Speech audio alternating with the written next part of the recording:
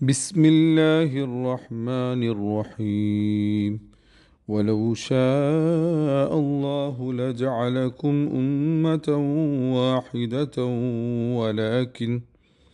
ولكن يضل من يشاء ويهدي من يشاء ولتسألن عما كنتم تعملون. പരമകാരുണികനും കരുണാവാരിധിയുമായ അള്ളാഹുവിൻ്റെ നാമത്തിൽ. അള്ളാഹു ഇച്ഛിച്ചിരുന്നെങ്കിൽ നിങ്ങളെ അവൻ ഒരൊറ്റ സമുദായമാക്കുമായിരുന്നു. എന്നാൽ അവൻ ഇച്ഛിക്കുന്നവരെ അവൻ വഴികേടിലാക്കുന്നു. അവൻ ഇച്ഛിക്കുന്നവരെ നേർവഴിയിലാക്കുകയും ചെയ്യുന്നു. നിങ്ങൾ പ്രവർത്തിച്ചു കൊണ്ടിരിക്കുന്നതിനെപ്പറ്റി തീർച്ചയായും നിങ്ങൾ ചോദ്യം ചോദിക്കപ്പെടും. സൂറത്തുൻ നഹൽ ആയത്ത് നമ്പർ 93.